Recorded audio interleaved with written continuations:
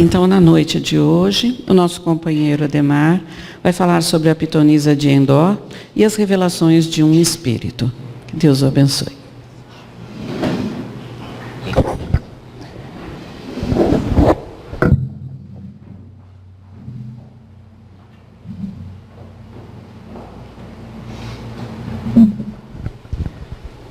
Irmãos e irmãs, que o Senhor do Universo possa nos abençoar a todos nessa noite.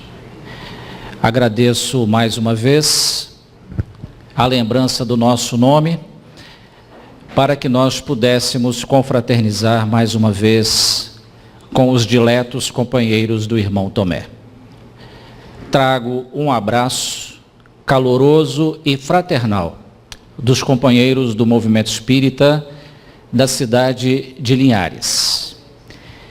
E vamos convidá-los nessa noite para uma viagem no espaço e no tempo, nos textos bíblicos. Essa viagem, ela também será acompanhada de uma reflexão em torno de uma página constante da primeira revelação.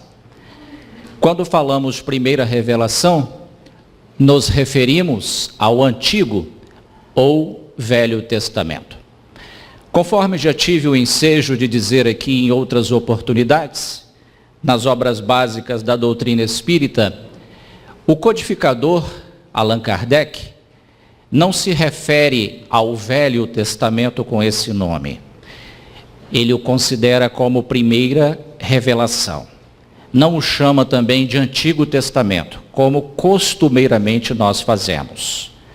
Em respeito à tradição judaica, não existe para eles a primeira, ou melhor, o Velho ou Antigo Testamento, apenas a primeira revelação. Pelo fato de que eles não acreditam na segunda revelação, que seria a figura messiânica de Jesus Cristo.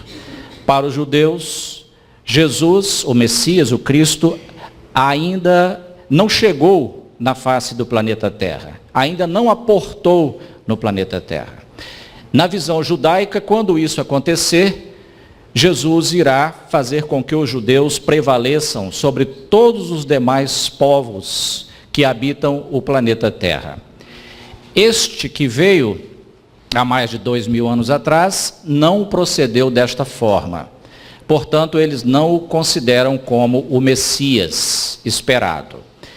Então, para o judaísmo, não existe a segunda revelação, que seriam o Novo Testamento, com os evangelhos, as cartas e o livro da revelação, que é o livro do Apocalipse.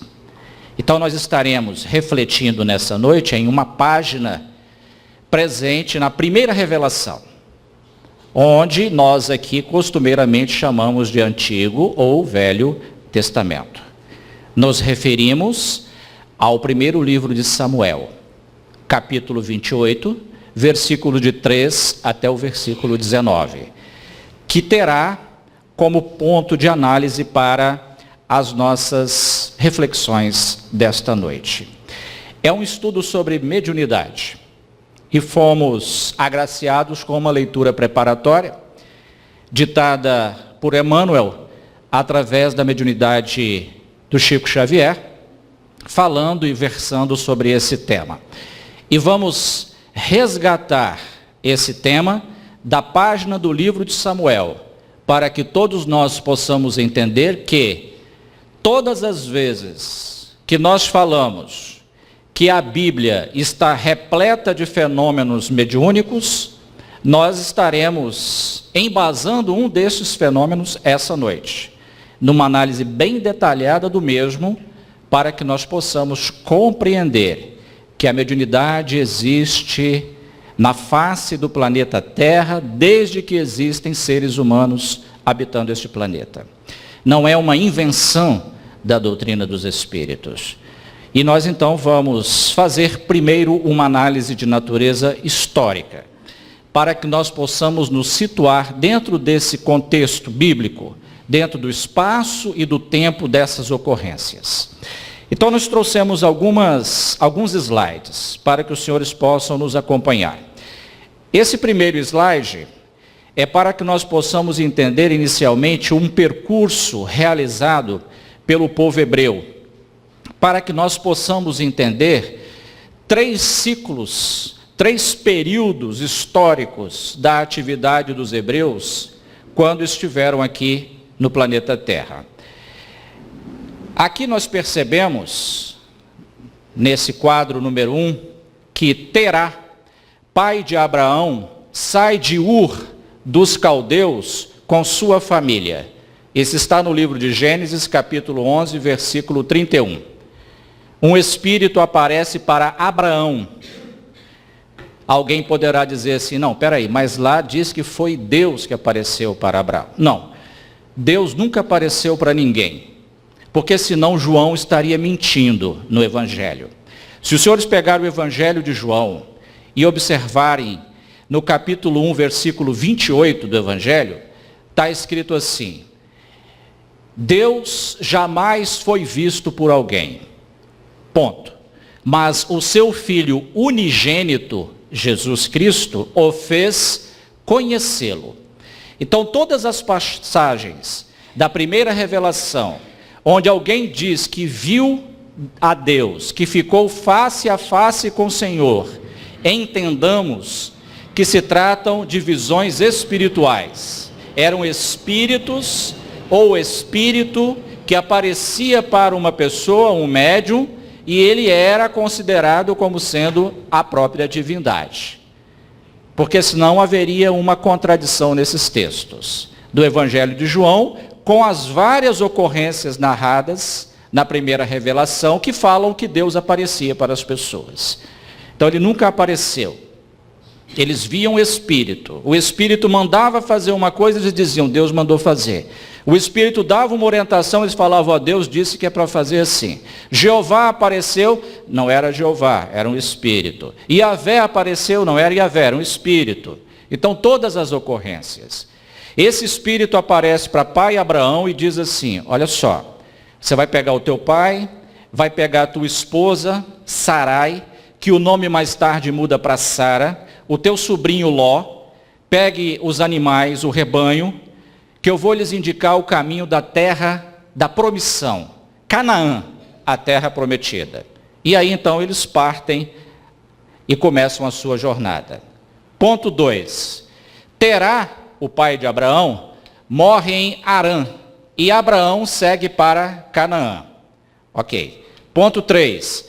Abraão chega a Canaã e edifica altares em Siquém e Betel.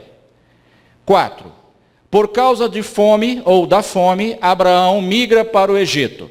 Essas passagens são as passagens evangélicas para que os senhores possam conferir. Gênesis 12, 10. Aqui acontece um fato interessante.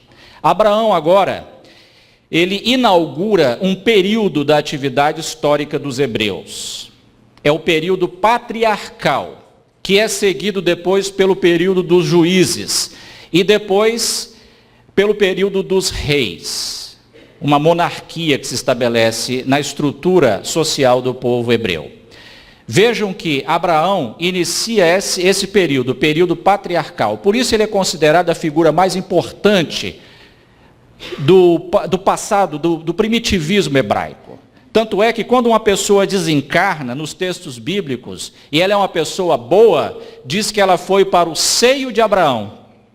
Seio de Abraão significa para nós, os espiritistas, um local feliz no mundo espiritual, um local bom, um local que todos nós desejamos ir quando desencarnarmos. Vejam, por exemplo, a parábola do mal rico e do Lázaro. Na parábola do mal rico e do Lázaro, que está no Evangelho de Lucas, nós encontramos lá que Lázaro, ao desencarnar, vai para o seio de Abraão, vai para uma região feliz no mundo espiritual. É uma referência a essa figura importante da história dos hebreus. Como os hebreus, eles eram nômades, eles colocavam um acampamento em determinada região e usufruíam de todos os recursos daquele local. Quando os recursos terminavam, escasseavam, eles tinham que sair dali em busca de alimento em outros lugares. Nesse período, houve uma grande seca, e aí então os hebreus, Abraão e sua família, Ló, sua esposa, começaram a passar fome. E só tinha um país nessa época que tinha recurso, que tinha alimento, o Egito. E eles foram então e bateram nas portas do Egito. E lá eles conseguiram alimento e abrigo. E aconteceu um fato muito curioso, que inclusive nós sempre procuramos citar isso para resgatar a figura de Deus. Como que o Velho Testamento conseguiu denegrir a imagem de Deus? O Deus do Velho Testamento é um monstro. O Deus do Velho Testamento é um sanguinário. O Deus do Velho Testamento é um general de exército, do exército, que vai à frente do exército para matar, para destruir. Ele dá ordens de matança, de estupro, de destruição. O Velho Testamento apresenta Deus desta forma. Vejamos, por exemplo, o caso aí em Epígrafe. Quando Abraão chega no Egito, porque estava passando fome, diz os textos que a esposa dele tinha mais de 90 anos de idade. Essa questão de idade na Bíblia é muito complexo, porque não segue a mesma contagem que nós seguimos na atualidade. É muito difícil tentar estabelecer uma comparação. Mas os textos dizem que ela possuía uma beleza que realmente saltava os olhos. Abraão ficou preocupado com a beleza da sua mulher e disse para ela assim: olha só, se perguntarem alguma coisa, você diz que é minha irmã. Ela falou: mas por quê? Não, porque você é muito bonita. Vai chegar no Egito, o faraó vai querer ficar com você. E aí, para ele não me matar, porque eu sou seu marido, você diz que é minha irmã. Aí ele pode ficar com você e não me mata. Mas pensa bem que situação. Bom, combinaram isso, está na Bíblia. E entraram, não deu outra. Os serviçais do faraó vieram, falaram: nossa, que mulher linda. Falaram para o faraó: tem uma mulher aí que ela é divina, traz ela para mim. E ficou com ela, sem problema nenhum. Sabe o que aconteceu? Deus envia uma praga sobre a casa do faraó. O faraó ficou sem entender absolutamente nada. Mas por que eu estou sofrendo isso? Não, porque você ficou com essa mulher, e essa mulher, ela é a esposa de Abraão. Eu falei: ela é esposa dele? Eu falei: puxa vida, mas eu não sabia. Eles falaram que eles eram irmãos, então estava tudo bem. Não, é a esposa dele. Aí o faraó: não, mas eu não queria ficar com a esposa de ninguém, não. Pode levar ela embora, inclusive vou fazer mais, vou dar uma quantidade boa de animais para vocês, alimentos, vou dar uma escrava de nome Agar, vocês podem ir embora sem problema nenhum. E liberou-os. Agora eu pergunto aos senhores: que Deus é esse que pune aquele que estava sendo ludibriado por uma mentira produzida por pai Abraão? Isso não era Deus. Mas sempre o povo hebreu achou-se protegido pela divindade. Sempre a divindade os protegia, independente se eles estavam fazendo a coisa certa ou errada. As páginas da primeira revelação são sempre desta natureza. Sempre Deus ia na frente combatendo, matando os inimigos do povo hebreu e defendendo o povo hebreu.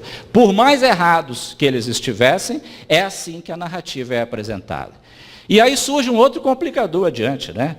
Porque a esposa de Abraão, ela era estéril, e Abraão queria um filho. E aí, como fazer? Ele coabitou com a escrava Agar, essa escrava que ele ganhou lá do Egito, e nasceu um filho, de nome Ismael. Só que aí, depois que nasce Ismael, a esposa dele engravida, a esposa de Abraão, Sara. E aí nasce a Isaac. O que ele fez? Expulsou Agar e o filho Ismael do acampamento para que eles morressem de fome no deserto. Aí o que acontece? Aparece um espírito, alimenta e orienta o caminho para Ismael e Agar. Ismael deu origem ao povo árabe. Isaac, o povo judeu. Essa briga que existe até hoje entre árabes e judeus é por conta disso. É uma briga de família, eles são primos. Nós não podemos meter a colher, como diz o ditado popular. E estão brigando até hoje por conta dessa situação. E sempre Deus envolvido na história. Então vejam que são narrativas com características humanas, em que colocaram Deus numa situação que gerou toda essa contradição nos textos. 4. Abraão volta a Canaã e edifica novos altares em Hebrom e Moriá. mais uma nova fome reconduz seus descendentes ao Egito. Essa foi a outra história. Essa história é a história em que eles aportam no Egito, e lá quem os recebe foi a figura de José. Com José termina o período patriarcal. Acaba com José do Egito o período patriarcal. José foi vendido pelos seus irmãos a uma caravana de comerciantes, mercadores, ismaelitas, e depois ele é levado para o Egito. José tinha uma faculdade fantástica de interpretar sonhos, e ele interpretou sonhos do faraó. Lembrando aos senhores, nessa época, deixar bem claro isso, não eram faraós egípcios que comandavam o norte do Egito. Era um faraó Ixo. Os Ixos eram povos nômades que quiseram invadir o Egito durante vários anos e conseguiram invadir o norte do Egito. Nessa época, foi a época em que José se transformou o chanceler de ferro do Egito. Quem quiser saber mais da história, existe um livro com esse nome, O Chanceler de Ferro, psicografado por uma médium russa chamada Vera Kryajinovskaya, ditado pelo espírito do conde J.W. Rochester. Ela conta toda essa história em detalhes. Mas, enfim, após um longo período de seca, os hebreus novamente aportam no Egito e ficam lá por mais de 400 anos. A versão oficial, que eu não tenho medo de falar, a versão mentirosa da história, diz que os hebreus eram escravos no Egito. Eles nunca foram escravos no Egito. Eles podiam sair do Egito a hora que eles quisessem. O Egito não tinha muros, não tinha cercas elétricas, não tinha nada. Eles podiam ir embora. Eles não saíram porque eles não queriam sair do país mais avançado e mais evoluído que existia naquela época. Para Moisés tirá-los do Egito foi o maior trabalho. Se nós pegarmos o livro de Êxodo, que é o livro que conta a saída do povo hebreu do Egito, vocês vão ver em várias passagens os hebreus reclamando com Moisés que eles estavam passando fome e no Egito eles tinham fartura, eles tinham de tudo no Egito, tudo que um país poderia oferecer para eles. E eles reclamavam com Moisés, constantemente reclamavam com Moisés. Então não houve escravidão de hebreu. Eles ficaram lá por mais de 430 anos aproximadamente, mais de 1 milhão de hebreus. A população maior do que a de egípcios. Eles podiam até tomar conta do país, se eles quisessem. Mas Moisés queria ser o líder do povo. Lá dentro não dava. Quem era o líder lá? O faraó. O faraó. O que ele fez? Ele criou vários motins, que ficaram conhecidos como as pragas. Mais uma vez, Deus na história, mandando pragas sobre o Egito, para forçar a saída do povo. Eles criaram motins, colocaram como sendo pragas para poder o povo não ter condições mais de habitar o Egito. E tiveram que sair, porque por último eles mataram os primogênitos egípcios. E ainda roubaram todas as riquezas. A Bíblia diz que eles pediram emprestado. Mas pedir emprestado uma coisa que não se tem intenção de devolver é roubo. E eles roubaram, pilharam o Egito. Por isso que o faraó foi em busca deles pelo deserto. Não foi outro motivo senão esse. Alguém poderá dizer, mas como que eles roubaram? Está no texto bíblico que eles pediram ao Senhor as riquezas dos egípcios emprestadas. E quando Moisés, lá no Monte Sinai, desce com as estelas de pedra contendo os 10 mandamentos, Josué vem até ele e diz assim, Moisés, está acontecendo uma coisa lá no arraial. Ele falou, o que foi? O pessoal está adorando o bezerro de ouro. O que? Eles estão adorando o bezerro de ouro? Então, ele pegou as peças de pedra com os 10 mandamentos, quebrou-as, nem leu o 5º mandamento, que era não matarás, e mandou matar todos os seus irmãos, mais de 3.000. Aí eu pergunto aos senhores, de onde veio esse bezerro de ouro? Era o deus Apis dos egípcios, que era representado na forma de um bezerro. Eles roubaram até o bezerro de ouro do templo, e estavam adorando o bezerro de ouro lá no deserto. Para os senhores veem como que existem narrativas que falam sobre essa questão. Então, nós nos deparamos com essas ocorrências. Vamos seguir? É muita história, né? Mas se estiver cansando, a gente diminui a velocidade. Mais um pedacinho. Aqui, 5. Séculos depois, Moisés conduz o povo para Canaã, sai do Egito. 6, atravessa o Mar dos Juncos, é a travessia do Mar Vermelho. 7, recebe as leis no Sinai, no Monte Sinai. 8, caminha pelo deserto, morre. 9, morre no Monte Nebo, após avistar a terra prometida. Essa terra prometida, pessoal, Canaã, vou deixar uma coisa bem clara. Quando eles chegaram em Canaã, existia gente morando lá. Tá? Existiam pessoas morando lá. Eram os cananeus que habitavam aquela região. Aquela terra, ela foi tomada pelos hebreus. Foi tomada. Mas eles consideravam como a terra que Deus havia prometido para eles. Então, eles queriam aquele pedaço de terra de qualquer maneira. Moisés não participa dessa invasão. Aí ele delega essa função para Josué. Josué, na famosa batalha de Jericó, domina essa região e recebe instruções de Deus, entre aspas, que era para exterminar todo mundo. As crianças de colo, as mulheres grávidas deveriam ser trespassadas com a espada. Os idosos, não poupar a vida, inclusive os animais. Era assim que eles faziam e eles diziam que era Deus que tinha enviado. Se alguém aqui acredita assim, tudo bem, nós respeitamos. Mas nós, os espiritistas, não podemos conceber um Deus dessa natureza. Eram homens que tomavam decisões humanas e registraram isso como sendo de ordem ou de determinação divina. Então vejamos, o primeiro período é o período patriarcal. Começa com Abraão, termina com José do Egito.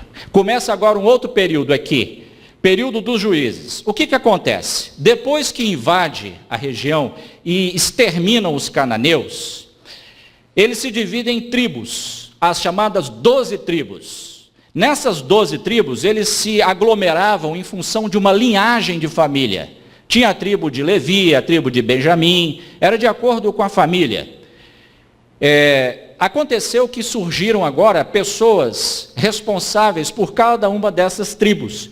Eram pessoas que se destacavam por um aspecto moral, ou era uma pessoa que era um bom condutor de tropas na guerra, e eles eram chamados de juízes. Então, quando tinha conflito, por exemplo, de uma tribo com outra, porque elas brigavam entre si, eram esses juízes que organizavam as disputas. Ou quando as tribos de Israel se reuniam para lutar com um inimigo comum, eram os juízes que arquitetavam e organizavam essas coisas. E os hebreus, eles tinham vários inimigos, muitos inimigos. Os filisteus, os amalequitas eram os principais. Então agora, no período dos juízes, nós temos uma figura importante chamada Samuel. Só que existia um clamor para que acabasse com essa história de um dirigente em cada tribo. Eles queriam reunir todos sob um único comando.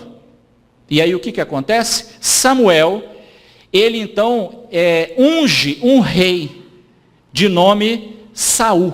Foi o primeiro rei dos hebreus, dos judeus, Saul. E o que acontece? Ao ungí-lo, termina então o período dos juízes e começa agora o período dos reis. E Saul foi o primeiro, terminando com Salomão, filho de Davi. Então nós temos agora a história da pitonisa de Endor, começa agora. E aí nós vamos então analisar a narrativa. Está muito cansativo, pessoal? Dá para prosseguir? Vamos em frente. E Samuel já estava morto, o último dos juízes. E todo Israel o tinha chorado, e o tinha sepultado em Ramá, que era a sua cidade. Ele já havia ungido um rei, de nome Saul. E Saul tinha desterrado os adivinhos e os encantadores. Saul ordenou a morte dos adivinhos, dos encantadores, dos prognosticadores, dos pitons, que eram um termo de origem grega para definir médium do sexo masculino, e pitonisas, médium do sexo feminino. Então Saul mandou exterminar todos que exerciam qualquer tipo de atividade de intercâmbio com o mundo espiritual. Vamos lá. E ajuntaram-se os filisteus. Os filisteus eram inimigos do povo hebreu. E vieram e acamparam-se em Sunem. E ajuntou Saul a todo Israel, e se acamparam em Gilboa. E vendo Saul o arraial dos filisteus, temeu, e estremeceu muito o seu coração. Então os filisteus estavam para iniciar a invasão.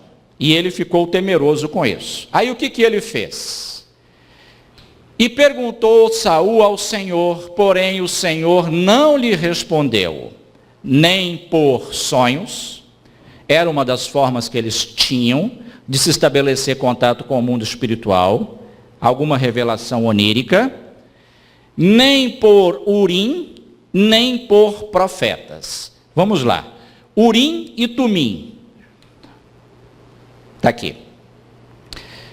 Naquela época, os sacerdotes, eles, para adentrarem ao templo, eles usavam uma vestimenta especial. E tinha uma vestimenta em que eles colocavam as 12 pedras. Cada uma dessas pedras representava uma das 12 tribos de Israel. E existiam outras 2 pedras, chamadas de Urim e Tumim, essas 2 pedras aqui, que significa perfeição e destruição. Quando alguém queria receber alguma comunicação do mundo espiritual, da divindade, ele se apresentava para o sacerdote ficava de costas para o consulente e ele então fazia a pergunta. O sacerdote pegava as 2 pedras e as lançava ao solo. De acordo com o que desse escrito para a parte de cima, perfeição ou destruição, era o significado, era a resposta para a pergunta do consulente. Só que Saul procurou o sacerdote. O sacerdote lançou mão das pedras Urim e Tumim. Porém, as pedras caíram com as 2 escritas voltadas para cima. Não tinha resposta.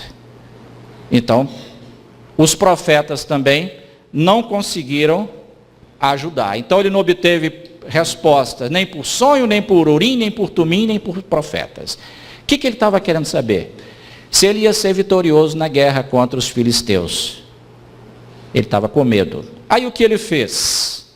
Bom, então disse Saul aos seus criados: buscai-me uma mulher que tenha o espírito de feiticeira, para que vá a ela e consulte por ela.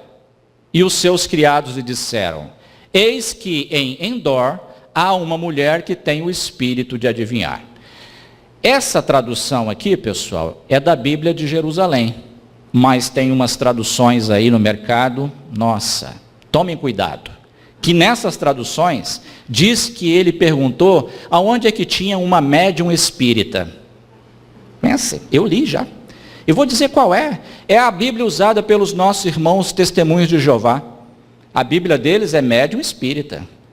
O dia que eu li, eu quase desencarnei, porque eu falei, caramba, como pode uma Bíblia ter o nome médium espírita se nem existiam esses termos? Esses termos foram criados por Kardec.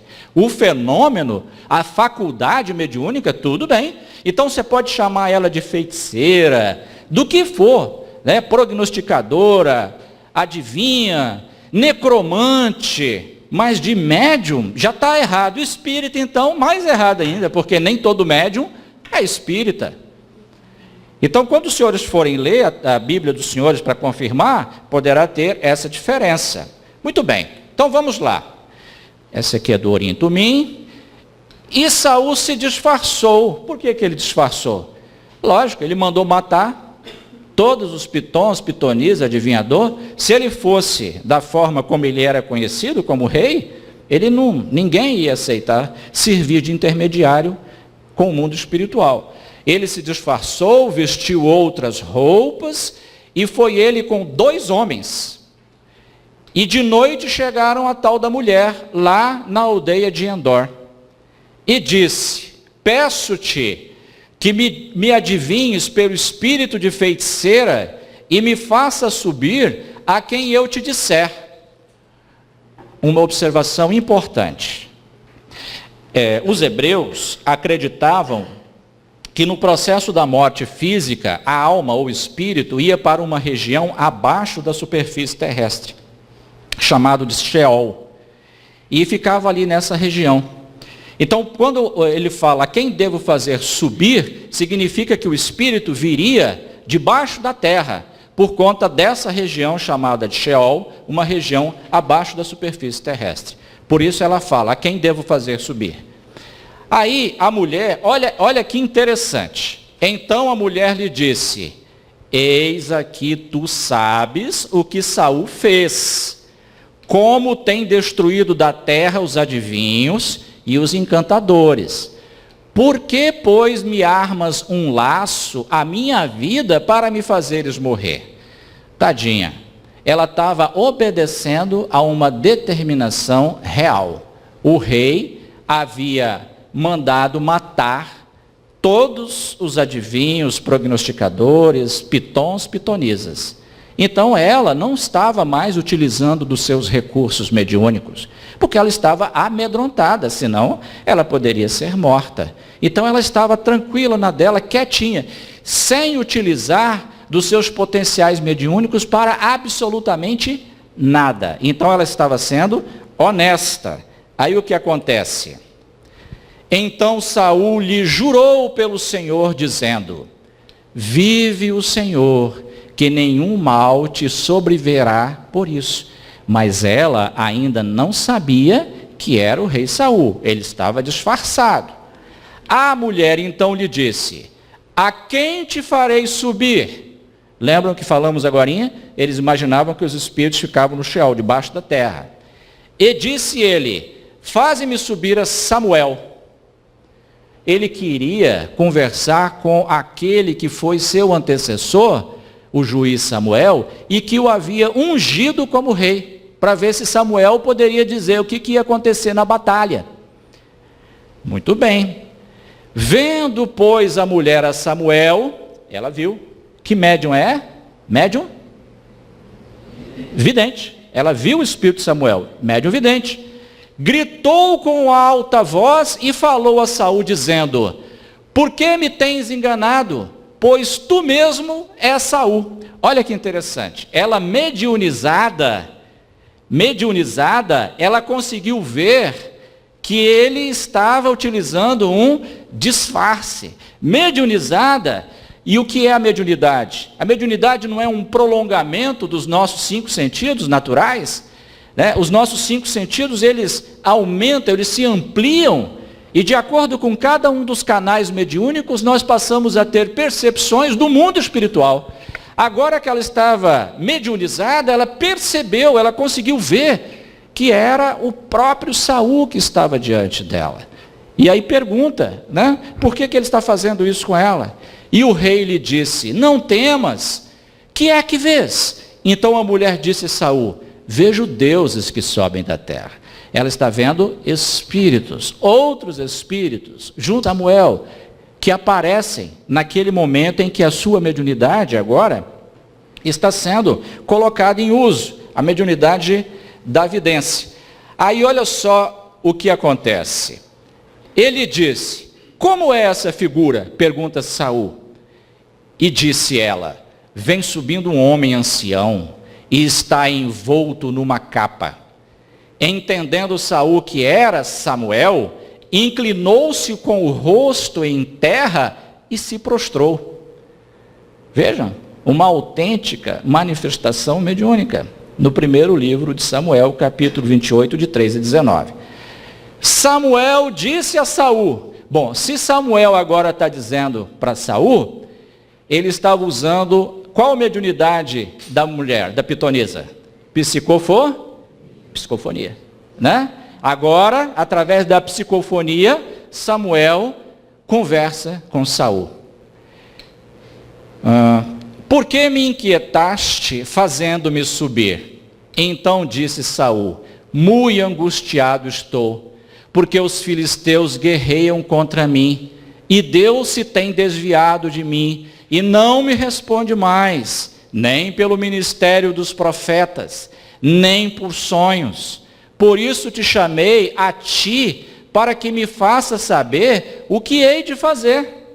Então ele estava desesperado, queria uma ajuda, uma informação do Samuel. E agora? Ele tentou através de Urim, de Tumim, não deu jeito, através de sonho, não conseguiu nenhuma revelação, tentou através dos profetas e nada, e nada. Agora, para a gente entender esse pedacinho, eu vou voltar um pouco ali na história. Então disse Samuel, ele está falando através de quem? Da pitonisa de Endor. Da pitonisa de Endor. Aí alguém fala assim, mas vem cá, lá no livro de Deuteronômio, um dos 5 livros do início da primeira revelação do Velho Testamento, um dos 5 livros atribuídos a Moisés, lá não está escrito lá em Deuteronômio 18, que Deus proibiu a comunicação com os mortos? Lá não diz que Deus proibiu, e na Bíblia dos Testemunhos de Jeová está assim, Deus proibiu se consulte médium espírita, se consulte feiticeiro, feiticeira, algoreiro e tudo mais. Mas aqui os espíritos não estão conversando aí? Não foi Deus que proibiu nada, gente. Isso foi uma proibição humana para controlar ou coibir uma prática que era comum no seio do povo hebreu, tão comum que está aqui no primeiro livro de Samuel. Como é que Deus vai proibir um fenômeno da natureza? Eu até diria que Jesus foi um dos que mais obedeceu ele, então, porque Jesus vivia conversando com os espíritos. Aí as pessoas falam, não, ele conversava com os demônios. Essa história de demônio, vou até adiantar para os senhores isso. Isso foi uma criação de Tertuliano.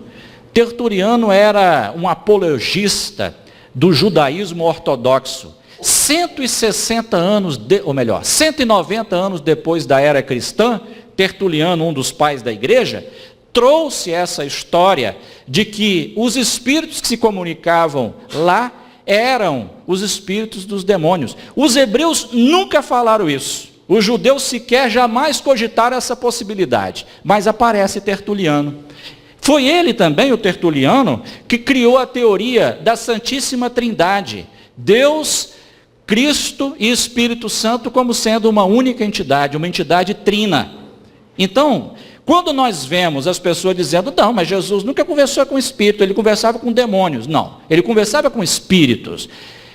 Tertuliano é que trouxe essa ideia de que eram demônios e a igreja aceitou, porque é lógico, é mais fácil. Porque você conversar com espírito, ou um caso como esse, cai por terra a ideia do céu e do inferno e do purgatório. E é uma das piores coisas que pode acontecer para as religiões tradicionais, são as pessoas deixarem de acreditar nessas questões. O dia que as pessoas deixarem de acreditar no céu, no inferno, no purgatório, 99% delas vão ter que fechar as portas, porque não terão mais como comandar a mente das pessoas. Então é bem melhor aceitar essa ideia, de que existe céu, inferno e purgatório, e os espíritos vêm, gente, não tem céu, não tem inferno, eu fui para o lugar de acordo com o que eu fiz na terra. Não, isso é o demônio que está falando para iludir vocês. Aí perde o controle das massas, totalmente perde o controle. Por esse motivo, Jesus conversava com os espíritos, lá em Gadara mesmo, uma das 10 cidades gregas. Quando ele chega lá em Gadara, que tem aquele jovem sobre forte influência obsessiva, ele bate o maior papo com o espírito. Os espíritos já olham ele de longe e falam, peraí, Senhor, Filho do Altíssimo, o que temos a ver contigo? Ele olha para o rapaz e fala assim, qual é o seu nome? Aí os espíritos falam, meu nome é Legião, porque nós somos muitos espíritos. Isso é uma conversa, não é nem um monólogo, é um diálogo mesmo que ele está tendo ali. Se ele está conversando com os espíritos, então ele está desrespeitando uma ordem divina? Não, ele não está desrespeitando nada. Jesus nos obedeceu nada. Porque quem criou essa história lá não foi a divindade. Foram os homens, os hebreus. Na verdade, Esdras. E nem foi Moisés que escreveu o Deuteronômio, os 5 livros atribuídos a ele. É outra mentira bíblica. Quem escreveu foi Esdras, depois da saída do cativeiro da Babilônia. Ele é que escreveu. Toda uma tradição oral de mais de 2000 anos ele escreve e dá origem aos 5 livros chamados de Pentateuco. E aí ele coloca essa posição de que era proibido. Mas Jesus conversou várias vezes. Agora, atentem para o que eu vou dizer aos senhores. Olha só. Disse Disse Samuel, através da pitonisa: por que, pois, me perguntas a mim, visto que o Senhor te tem desamparado e se tem feito teu inimigo? Porque o Senhor tem feito para contigo, como pela minha boca te disse, e o Senhor tem rasgado o reino da tua mão e o tem dado ao teu próximo, a Davi. Eu vou contar uma história para os senhores bíblica agora, que os senhores vão ficar de queixo caído, para que a gente entenda isso daí. Olha só o que aconteceu, pessoal. Quando Samuel ungiu Saul como rei, houve um conflito com os amalequitas. Olha só, segundo o texto bíblico, Deus chega e diz assim: Saul, olha só, você vai guerrear com os amalequitas, mas você não vai poupar nenhum fôlego de vida. Todos os animais, inclusive, terão que ser mortos. E o rei Agag, também chamado de Amaleque, ele deverá ser morto e esquartejado. Deus, na Bíblia, diz isso, dá essa ordem. Tá bom. Saul vai lá, guerreia com os amalequitas, olha para o rebanho, um rebanho numeroso. Saul olhou, falou: rapaz, eu não vou matar esse rebanho não, eu vou levar esse rebanho para nós. Já ganhei mesmo. Juntou o rebanho e levou. Pegou o rei Agag, também chamado de Amaleque, como prisioneiro de guerra e prendeu. Ele teve compaixão do rei, ele não viu motivos para poder matar e esquartejar o rei. Já estava bom ele preso, já mataram todos os amalequitas, da forma mais cruel possível, pegaram os animais para aproveitamento. Pois bem, Deus aparece para Samuel ainda encarnado, e falou assim: vem cá, eu não falei para Saul, porque Deus e eles conversavam assim na maior intimidade, igual a gente conversa. Eu não falei para Saul que era para matar tudo, matar os animais, esquartejar o Agag? Pois é, ele não fez isso. O Agag está lá preso lá. Vamos fazer o seguinte, falou com Samuel, vamos tirar o reino da mão dele. Não quero mais esse cara não. Vamos nomear o Davi. Vamos pegar o Davi e colocar o Davi no lugar dele. Aí Samuel chegou para o Saul e falou: vem cá, você está desobedecendo Deus, Deus não mandou fazer isso assim, assim. Aí Saul falou: poxa, mas eu peguei o animal, os animais podem aproveitar aqui, o rei está preso lá, não representa mais perigo nenhum. Samuel falou: traz o rei aqui. Trouxeram o rei. O que Samuel fez?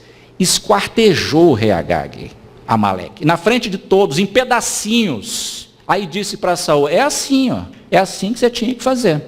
E agora ele está dizendo, depois de desencarnado, que porque Saul desobedeceu a Deus, os filisteus iam ganhar a guerra.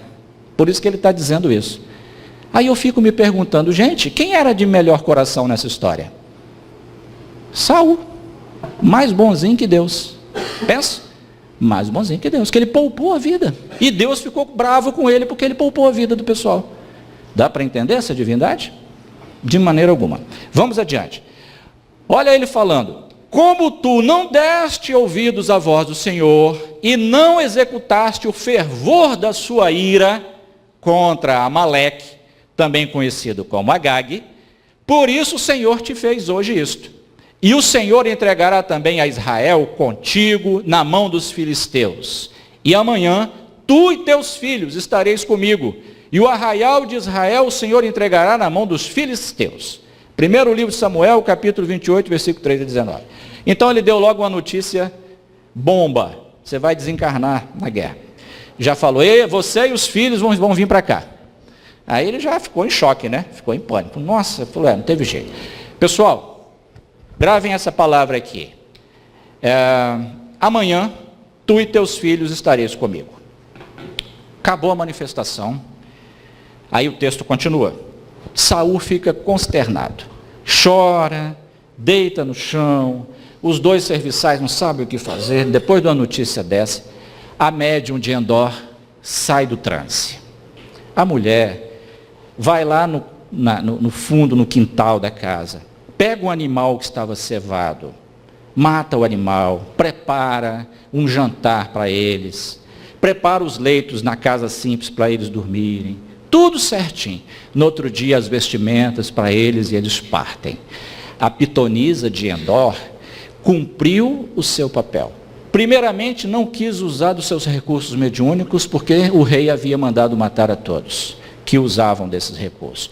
Os recebe bem, funciona como veículo de intermediação entre os dois mundos. Depois ele ainda serve um jantar, descanso para eles, tudo certinho, direitinho. E eles partem então para o conflito com os filisteus. Aí o que acontece? Acontece que Saul tinha 4 filhos. 3 filhos desencarnam nesse combate. Aproximadamente 16 a 18 dias depois dessa conversa com o Espírito Samuel. Saul, 2 dias ou 3 dias depois dessa conversa, vai para o conflito. Quando ele vê que não tem como ele sobreviver por uma questão de honra, ele chega para o seu pajem de armas, aquele encarregado de levar as armas para o combate, e fala com o pajem: pega a espada e me fira de morte. Aí o pajem fala: não, eu não tenho coragem. Vai, pode, eu estou mandando, eu sou o rei. Não, eu não tenho coragem. Ele pega a espada do pajem, vira ao contrário, encosta o cabo no solo e se suicida. O pajem fica desesperado. Os filisteus vêm todos para capturá-lo. O pajem também faz a mesma coisa, se suicida. Um dos filhos dele não foi para combate. Dos 4 filhos, um sobrevive e 3 desencarnam em combate. Aí, o que os nossos irmãos protestantes dizem dessa história? Lógico, como eles não acreditam que foi Samuel que se comunicou, começaram a dizer o seguinte: está vendo? O demônio não sabe de nada. Ele deu informação errada. Como assim errada? Olha só o que ele diz: amanhã tu e teus filhos estareis comigo. Mas, gente, amanhã não significa exatamente amanhã, dia 12. Amanhã tem um sentido futuro. Amanhã, a gente até fala amanhã ou depois, né? Pode acontecer daqui 10, 20, 30 dias, sem problema nenhum. E o fato dos filhos terem desencarnado adiante também está dentro do espaço de tempo do amanhã. Então, cai por terra. Aí os protestantes dizem assim: está vendo? Vocês mexem com essa história de espírito, consulta médium espírita, olha o que acontece. Saul se suicidou. Ele se suicidou porque ele conversou com uma médium espírita. Caramba, o pajem de armas também se suicidou. E ele não estava lá na sessão. E aí? Então, não vale para todos? Então, numa tentativa tresloucada de dizer que eram demônios conversando com Samuel, com Saul, melhor dizendo, tentam criar essas informações inverídicas para dizer que não, espírito nenhum se comunica, apenas quem se comunicam são os espíritos demoníacos. E na verdade, durante toda essa história, toda essa conversa, em nenhum momento os textos hebraicos falam que eram demônios estabelecendo comunicação com o rei Saul. Simplesmente o espírito de Samuel que estava conversando com ele e dando as informações de coisas que realmente estavam por acontecer, que era exatamente a queda, né, do império, do reino, melhor dizendo, na mão dos filisteus. A mediunidade, portanto, companheiros, ela é uma constante desde o início das atividades humanas na face do planeta Terra. E os textos bíblicos estão repletos dessas informações. Só falta a gente desenhar para que nós possamos compreender que essa narrativa do livro de Samuel evidencia um contato dessa natureza, onde a médium de Endor, a pitonisa de Endor, a feiticeira de Endor, o nome que se queira dar a essa mulher, apenas usou dos seus recursos mediúnicos da forma que ela foi solicitada. Não cobrou absolutamente nada, não queria inclusive se utilizar dos seus dons, porque estava proibida de fazer isso, e ainda usou de caridade para com o rei e os seus serviçais que o acompanhavam. Portanto, nessa narrativa bíblica, nós temos uma evidência, nós temos aí patente a comunicabilidade do mundo espiritual com o mundo material, numa comprovação inequívoca de que a alma sobrevive à morte do corpo físico e que a mediunidade ela é uma bênção. Já que Kardec define no livro dos Médiuns, editado em 1861, que todos nós somos médiuns, porque todos nós sentimos em maior ou menor escala a presença dos espíritos, todos nós nos mantemos conectados com o mundo espiritual, de uma forma ou de outra. E essa conexão, ela se estabelece em função de uma característica de natureza orgânica. A sede da mediunidade é de natureza orgânica, está na nossa estrutura cerebral.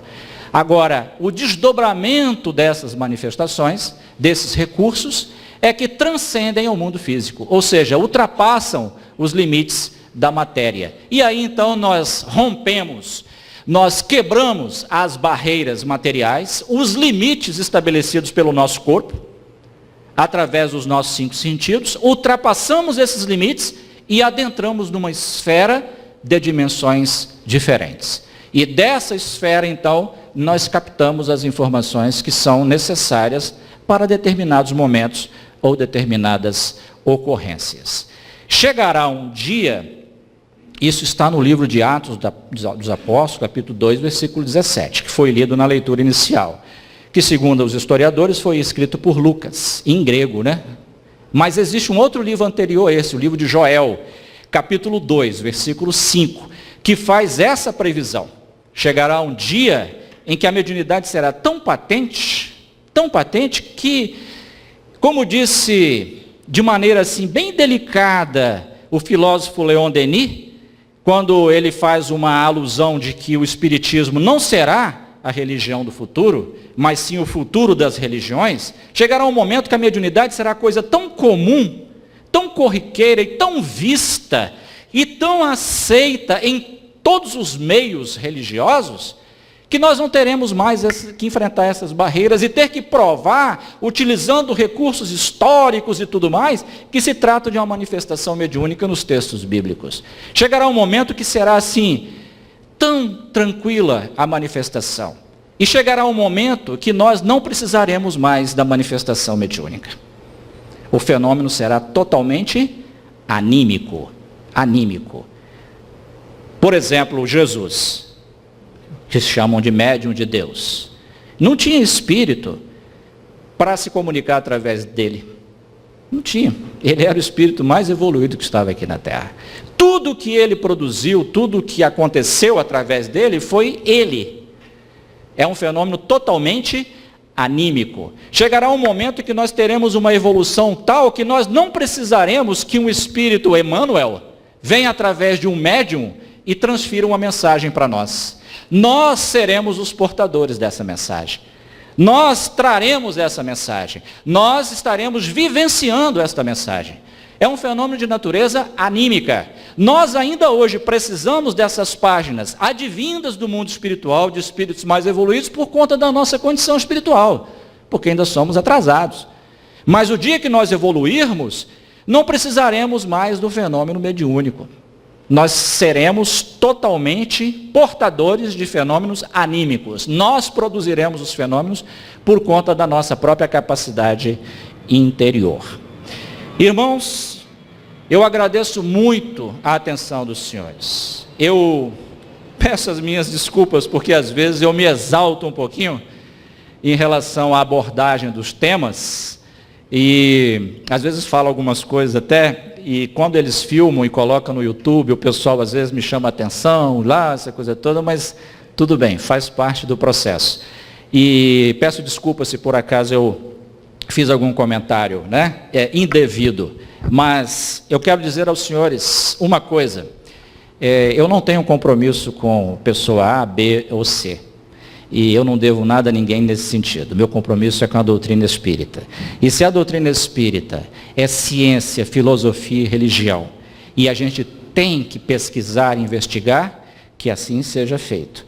Doa a quem doer. Então nós estamos em busca da verdade. Nós estamos em busca do conhecimento. Nós ainda não possuímos, mas estamos à cata. Estamos em busca. E por isso eu agradeço muito a atenção dos senhores. E eu peço sinceramente, do fundo da minha alma, que Deus possa abençoar cada família que está aqui representada essa noite. Pela atenção, meu muito obrigado.